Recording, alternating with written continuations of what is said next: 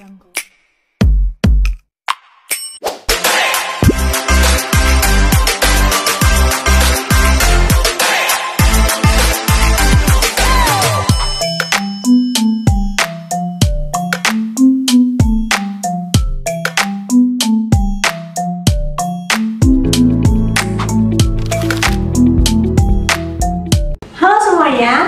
datang di Podcast Ines. Di sini, aku Indah Sabil Aristri selaku moderator yang akan membimbing kalian selama podcast ini kali ini. Sebelumnya aku mau nanya nih, kalian pernah nggak cobain makanan yang bikin nagih gitu? Atau makanan yang lagi populer kali ini? Nah, kalian pernah coba nggak udang keju atau gimari? Dua makanan ini lagi hits banget loh. Dan di sini kita akan ngobrol sama Kak Vina, seorang pengusaha muda yang berhasil bikin kedua makanan ini menjadi nilai bisnis. Nah, penasaran gimana caranya? Yuk langsung aja kita panggil Kak Vinanya. Kak Vina, silakan masuk. Selamat datang Kak Vina. Gimana kabarnya hari ini? Pasti lagi sibuk banget ya Kak hari ini? Ya, lumayan tapi udah KSKM nggak online. Terima kasih nih Kak Vina udah ngeluangin waktunya buat datang ke podcast ini sekali ini. Tanpa berlama-lama lagi, saya akan langsung menuju pada segmen yang pertama. Di segmen pertama ini, kita akan memulai petualangan nih Kak. Gimana sih menemukan rahasia di balik suksesnya bisnisnya Kak Vina ini? Dari mana semuanya berawal dan bagaimana ide ini bisa terwujud? Yuk kita simak kisah inspiratif dari Kak Vina. Nah, Kak Vina bisa ceritakan sedikit nih mengenai tentang diri kakak sendiri, kemudian apa yang membuat kakak tertarik untuk memulai usaha kuliner, dan apakah ada hobi atau minat khusus yang menjadi pemicu kakak untuk memulai bisnis ini? Mungkin kenalan dulu kali ya. Iya. Oke, aku Vina, aku mahasiswa Universitas Jember juga, jurusan S1 Manajemen. Aku di sini sebagai owner dari Loxi.id. Aku udah terjun di dunia bisnis dari kelas 1 SMK, dan waktu itu aku nggak pernah berpikiran buat terjun di bidang F&B karena aku nggak punya hobi masak waktu itu dan nggak mau ribet juga. Aku pertama kali terjun di dunia bisnis waktu itu aku jualan online karena momentumnya pas ketika belum banyak orang yang bisa dan memanfaatkan aplikasi e-commerce. Dan aku berhenti jualan online waktu itu di kelas 3 SMK karena aku udah mulai diribetkan dengan tes masuk perguruan tinggi dan tes-tes kelulusan juga. Baru aku kuliah terjun ke dunia F&B karena aku melihat peluang yang cocok di F&B ini yang paling berpeluang besar di perkuliahan. Dan passionku juga di dalam dunia bisnis, sehingga aku terjun di bidang manapun yang penting aku tetap berbisnis. Jadi udah passion ya kali dalam bisnis. Berarti kakaknya sebenarnya nggak ada hobi masak atau gimana gitu? Nggak ada, clear, cuma benar-benar passion. Berarti dari passion berbisnis lalu kakak mengambil kesempatan di F&B, langsung terjun ke dunia bisnis. Kemudian aku penasaran nih Kak, kenapa sih kakak milih udang keju? Kan udang keju sama gimana ini kan produk yang cukup unik ya Kak. Nah pastinya kan kalau produk unik itu agak susah tuh masuk ke pasar itu. Nah ada tantangan sendiri nggak sih buat Kak Vina tuh mengenai produksinya gimana, terus pemasarannya gimana? Bisa sedikit cerita tentang tantangan apa aja yang pernah Kak Vina laluin selama mulai usaha ini sampai sekarang? Mungkin dari produksinya dulu. Kalau produksi pasti tantangannya di harga bahan baku yang naik turun. Terus apalagi waktu penjualan tuh lagi sepi, challenge-nya tuh bukan hanya kita cari konsumen aja, tapi aku harus memutar otak buat menentukan nih berapa sih bahan baku yang harus aku stok atau aku beli ketika penjualan sepi, karena bahan baku itu kan ada minimal pembelanjaan. Jadi kadang meski udah aku beli minimal itu tetap masih berlebihan gitu, yang akhirnya kan nanti berdampak ke keuangannya juga. Terus kalau di pemasaran aku masih terbatas di sosial media aja, belum ada yang offline-nya. Aku sebenarnya pengen bisa ada stand gitu, cuma ada beberapa hambatan yang membuat aku belum bisa merealisasikannya. Terus kalau untuk persaingan, ya kita tahu sendiri ya, di Jember itu kayak surganya jajanan banget gitu. Jadi ya kita harus pintar-pintar bertahan di pertengahan, di tengah-tengah persaingan yang ada. Jadi untuk hambatannya itu mengenai produksinya tuh bahannya yang turun, kemudian untuk pemasaran kan mungkin udah banyak jajanan yang sudah tersebar di Jember ini. Kemudian karena memang bisnis kuliner kita nggak mudah ya Kak, karena kan kita juga ibaratnya lagi kayak contohnya yang geprek aja tuh banyak banget pesaingnya gitu. Apalagi jika kita mau kayak bertahan lama gitu kan, pasti bisnis kan nggak mau sebentar kan, maksudnya pengen sustain gitu. Lalu apa sih yang aku pengen tahu nih, karena kan ngomong-ngomong sustain ya, apa sih yang membakar semangat Kak Vina sendiri untuk bertahan dalam usaha ini? Kemudian ada nggak sih Kak Vina nih kayak rasa lelah, pengen berhenti ke bisnis lagi deh, aku pasti kalah saing gitu sama produk yang baru. Nah, kenapa sih Kak Vina ini masih semangat buat untuk berbisnis F&B ini? Aku selalu ingat satu kata ketika aku mulai pengen berhenti, yaitu eman atau sayang gitu. Aku selalu ingat-ingat lagi perjuanganku merintis dari nol sampai sekarang. Kalau aku berhenti dan suatu saat kalau aku mau memulai bisnis baru, itu pasti kan harus memulai dari nol lagi, capek lagi. Jadi mending aku sekarang pertahanin yang ada. Lagi pula bisnis itu nggak ada yang instan kan. Jadi kalau ada problem, ya kita cari masalahnya, kita coba solusi itu. Kalau gagal ya cari solusi lain. Kalau gagal lagi ya cari solusi lain lagi.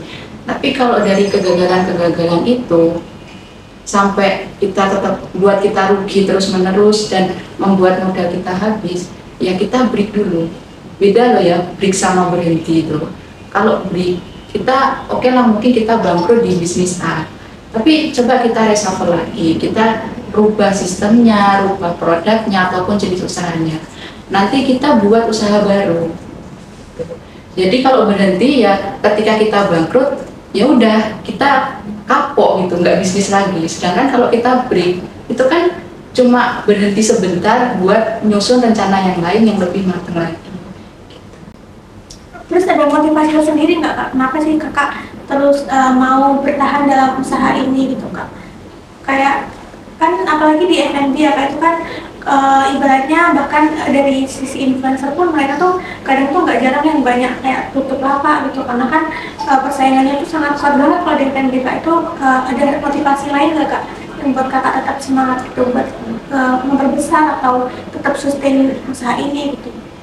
Ya sama, maksudnya meskipun persaingan kita banyak, kalau bisnis kan emang nggak lepas dari persaingan kan, nggak cuma di F&B. Kamu terjun di bidang mungkin dagang kursi atau apa, sama itu kan ada persaingan. Kalau kita nggak nekat, maksudnya nggak kita nggak nyoba bersaing di situ, kan kita nggak tahu kita itu punya Allah memberikan kita takdir bagus atau enggak gitu, kalau kita nggak nyoba dulu. Oh, berarti kuncinya di mencoba dulu ya Kak, apa yang ada gitu, apa yang udah kita jalanin gitu teman-teman.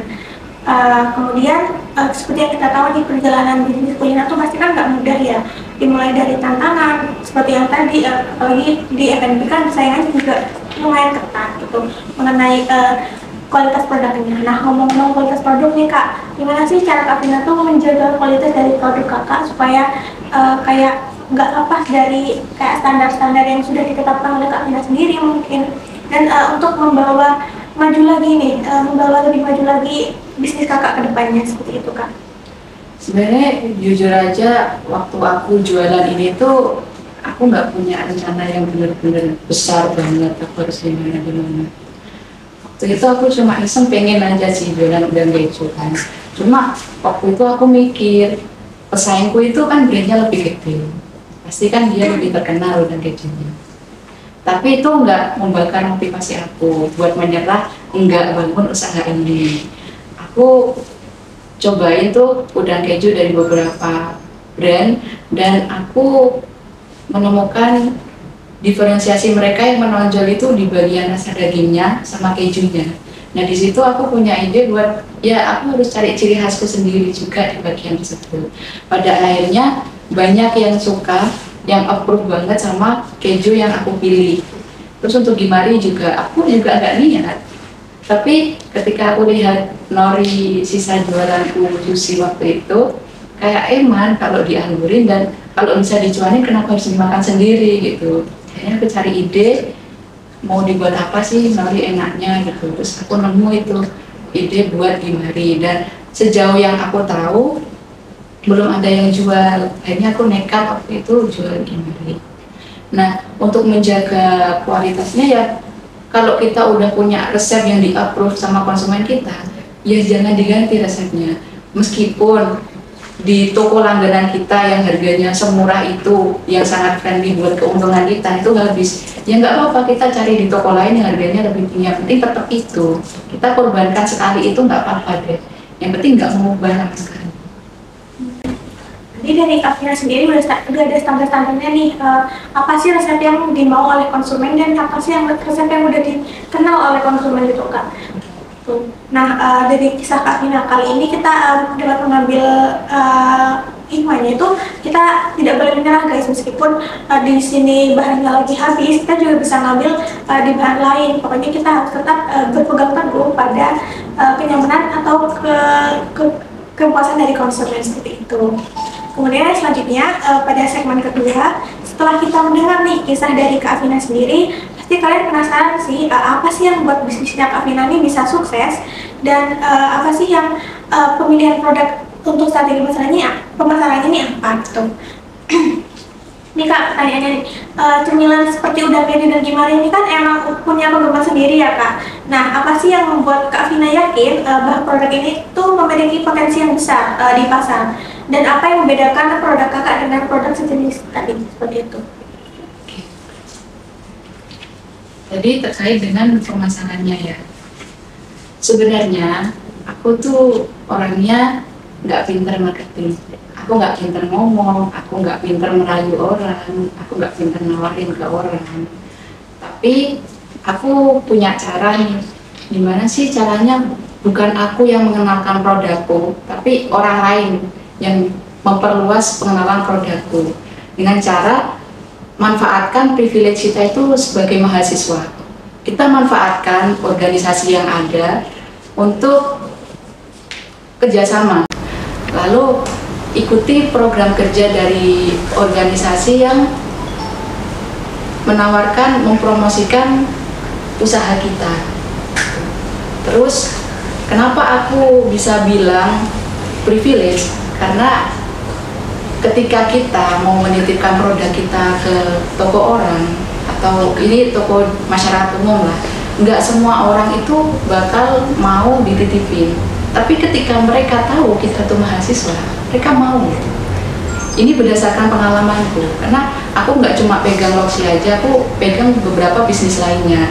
Dan salah satu bisnis itu yang memberikan aku pengalaman tersebut.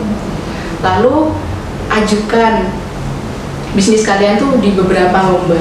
Kan ada tuh tawaran lomba bisnis plan, BMC kayak gitu. Nggak apa-apa, ajuin aja. Kalau menang kan bisa jadi tambah mudah. Hoki lagi kalau ada juri yang mau investasi di bisnis kalian.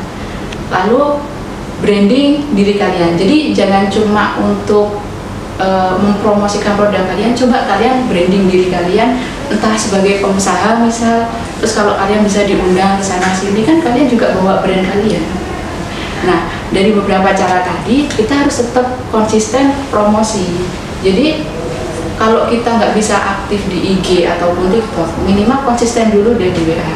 Karena mungkin kalau di IG kan masih udah ada tuh organisasi yang dia jalannya di IG. Ya udah biarin, kita konsisten dulu di WA gitu. Jangan jadi Gen Z yang kalau habis upload pamflet coming soon dibiarin sampai setahun tapi nggak konsumen.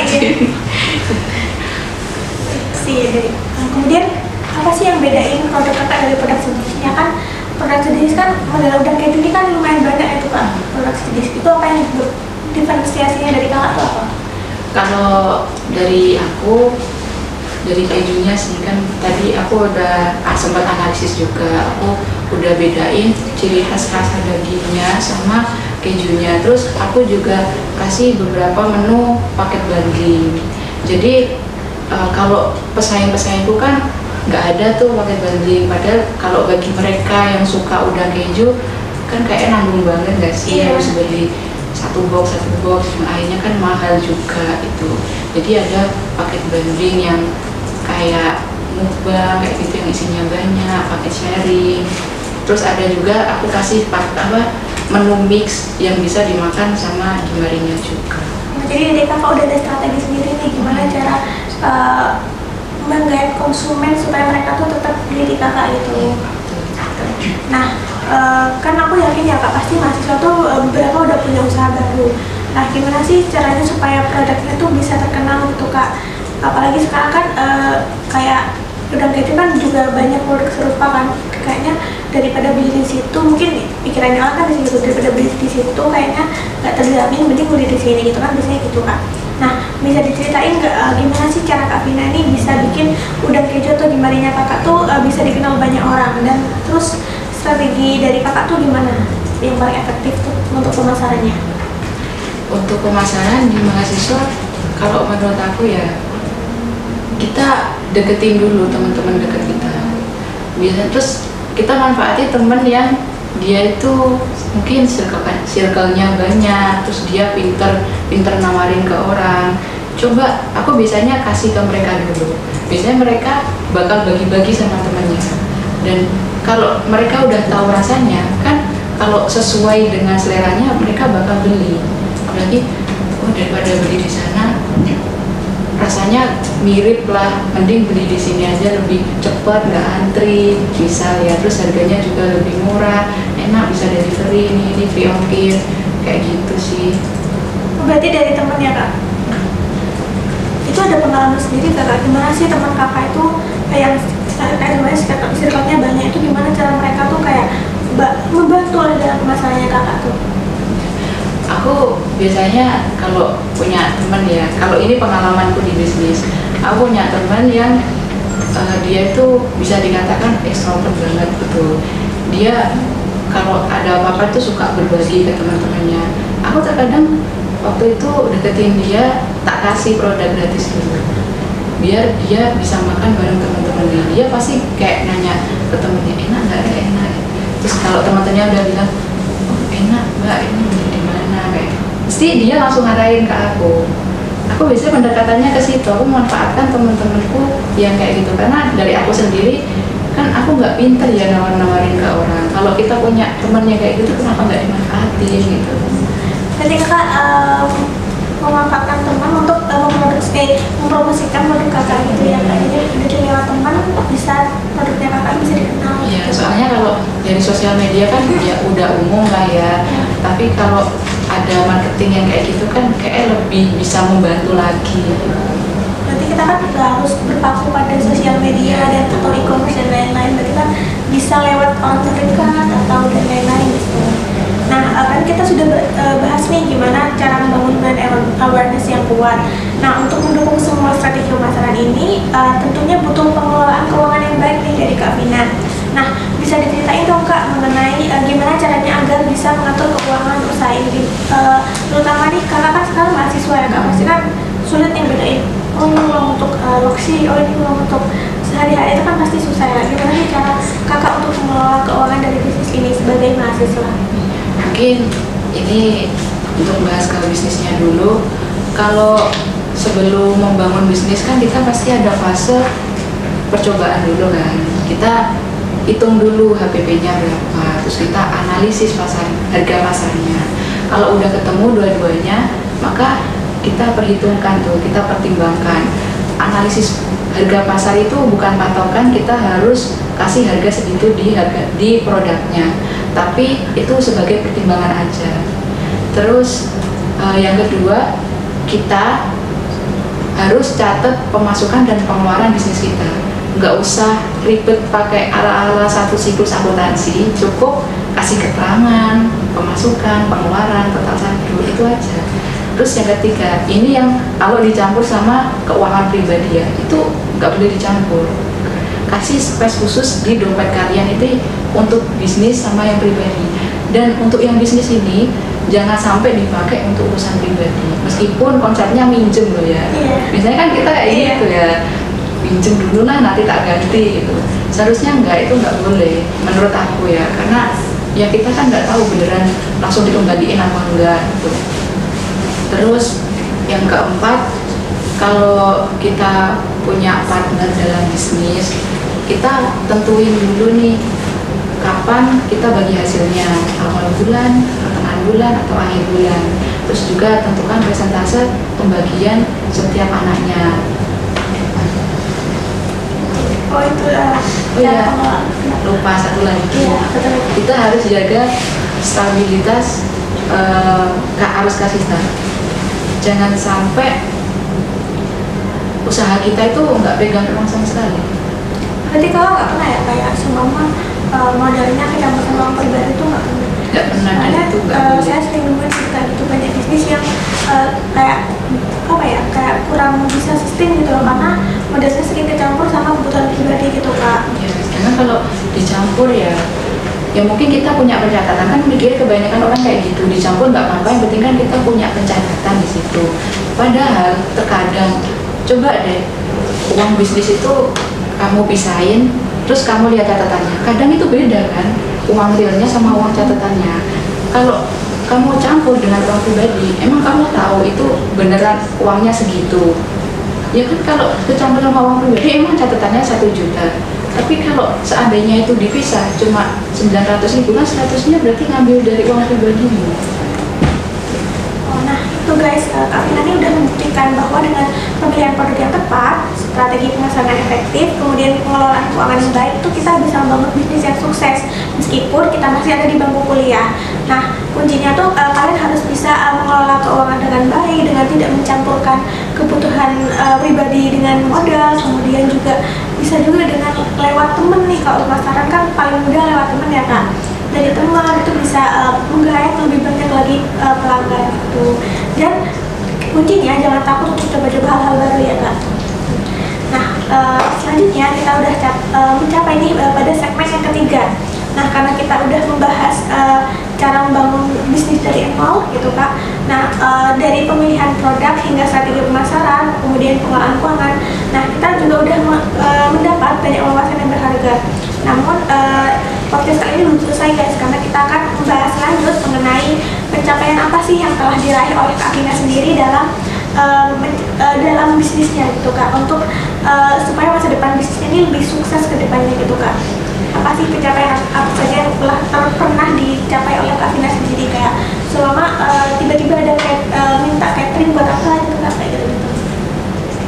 Sebenarnya kalau pencapaian di dalam bisnis ya mungkin tentang profit, dapat rekor seberapa, tapi ya sebenarnya kalau kita dalam berbisnis menurutku pencapaian tuh nggak harus tentang kayak gitu, kayak tentang kita dapat berapa juta sih selama ini profit paling tinggi, terus tiba-tiba ada pesanan sebanyak ini. Ya itu emang pencapaian, tapi kita sebagai seorang bisnis harusnya fokus ke apa yang kita dapat dari bisnis tersebut. Kayak aku bangga sama diriku karena di era aku masih jadi mahasiswa, aku udah bisa bangun usaha sendiri. Terus aku juga dapat banyak ilmu yang gak aku dapat dalam materi perkuliahan. Lalu aku bisa membangun habits yang baik dari sekarang untuk aku di masa depan, dan aku bangga bisa bermanfaat dengan membagikan pengalamanku ke banyak orang gitu. Keren banget nih kak, guys, motivasi dari Kak Vina nih, dimana bisnisnya ini bisa membawa kita untuk menjadi lebih baik dari hal-hal yang kita nggak dapat semasa kuliah. Jadi kalian harus cobain juga nih bisnis di masa kuliah ya kak. Nah karena kan mungkin membangun bisnis ini juga nggak mudah kan. Tadi juga kita udah bahas berbagai tantangan, kemudian kisah di balik tantangan, kemudian juga sampai pencapaian Kak Vina tadi gitu. Karena pencapaian itu kan nggak melulu mengenai apa yang kita dapat, tapi apa kita bisa bermanfaat untuk orang lain seperti itu ya. Kak. Kemudian dengan pengalaman yang Kakak miliki saat ini sampai sekarang ini, pelajaran apa sih yang dapat paling berharga nih menurut Kak Vina sejauh ini yang bisa diterapkan untuk bisa mencapai kesuksesan di masa mendatang? Jadi Kak. Pelajaran yang paling berharga adalah ketika aku di era sekarang itu nggak mudah. Aku harus sebenarnya lawan kita yang terbesar itu bukan dari orang lain, tetapi hidup kita sendiri. Aku harus melawan egoku, rasa malesku, emosi, konsistensi. Aku juga harus capek membagi waktu dengan organisasi, kerja, kuliah, sama urusan pribadi seperti ya cuci baju, bersih-bersih dan lain-lain. Tapi dari kesibukan yang sekarang ini itu membentuk habitku yang bisa aku jadikan bekalku untuk di masa depan. Jadi ketika nanti aku bisa sukses, aku punya perusahaan besar, aku nggak kaget karena aku udah terbiasa capek dari sekarang. Terus juga dari bisnis ini aku bisa belajar tentang mengelola sebuah tim dalam bisnis. Kalau kuliah kan mungkin kita kerjasama tim itu di kelompok, di organisasi. Tapi ini kayak pengalaman baru, aku harus mengelola timku di bisnis. Terus aku juga bisa mengasah skills problem solvingku. Nah, banyak sekali nih pelajaran yang dapat dari bisnis ini teman-teman. Nah, karena Kak Vina ini udah dapat pengalaman yang banyak nih Kak. Apakah ada rencana nih dari Kak Vina sendiri untuk memperluas pasar dan mengembangkan produk baru yang inovatif, serta aku juga penasaran nih untuk visi Kakak untuk membawa bisnis ini ke lebih tinggi itu apa? Sebenarnya untuk rencana yang paling bisa aku usahain secepatnya adalah memperluas pasar. Jadi bukan hanya warga Jember aja yang bisa ngerasain produkku, tapi aku bisa membuat orang seluruh Indonesia itu bisa ngerasain produkku juga. Jadi untuk visinya itu ya Kak.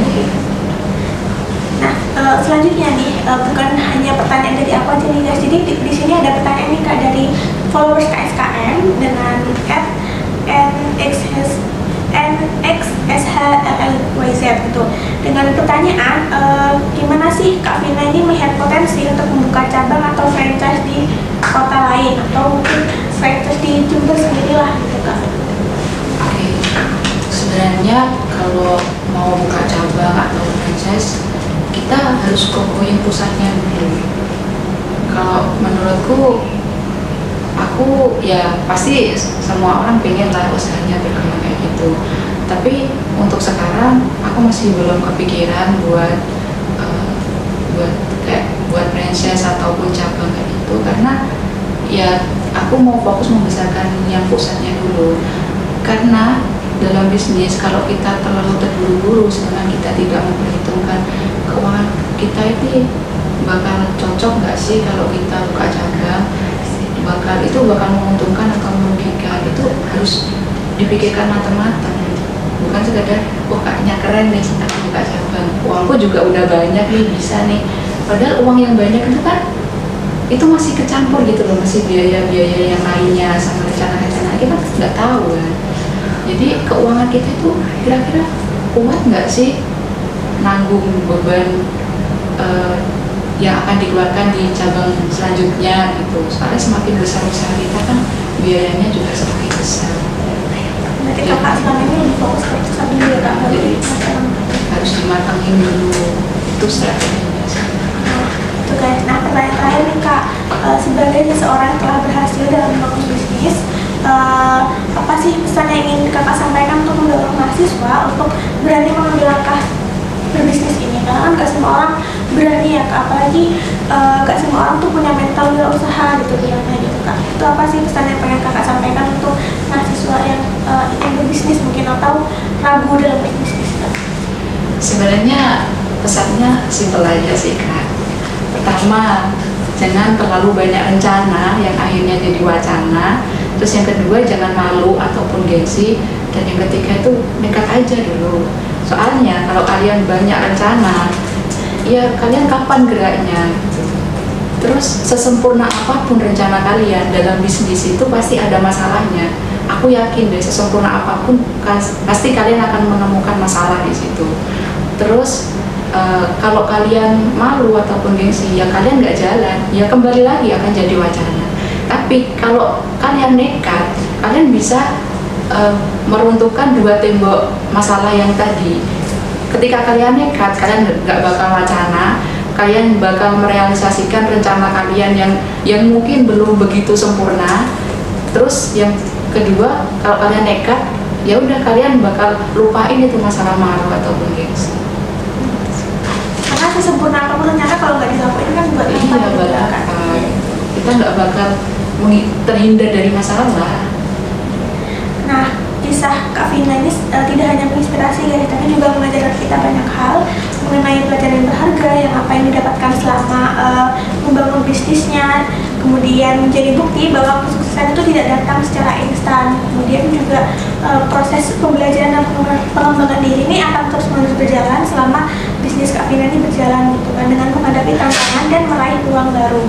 Nah, pesan Kak Vina untuk terus belajar dan inovasi mengenai bisnis untuk kalian para mahasiswa dan nantinya kalian yang akan mengikuti jejak Kak Vina ini untuk menjadi wirausaha seperti ini ya Kak.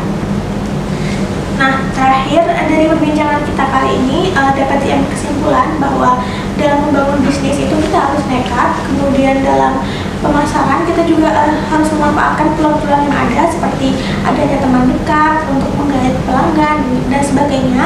Kemudian dalam pengelolaan keuangan kita juga tidak boleh mencampurkan pribadi dengan bisnis kita karena nantinya akan menghambat adanya bisnis kita ini. Dan yang terakhir, kalian jika punya rencana jangan cuma wacana tapi harus dilakuin. Sesempurnanya rencana, kalau nggak dilakuin itu nggak akan jadi apa-apa guys gitu. Nah, terima kasih banyak untuk Kak Vina yang udah mau berbagi cerita dan pengalaman untuk kita semua. Dan juga terima kasih buat teman-teman yang udah dengerin podcast ini sekali ini sampai akhir. Saya Indah Sabila Aristi selaku moderator. Sampai jumpa di podcast ini selanjutnya.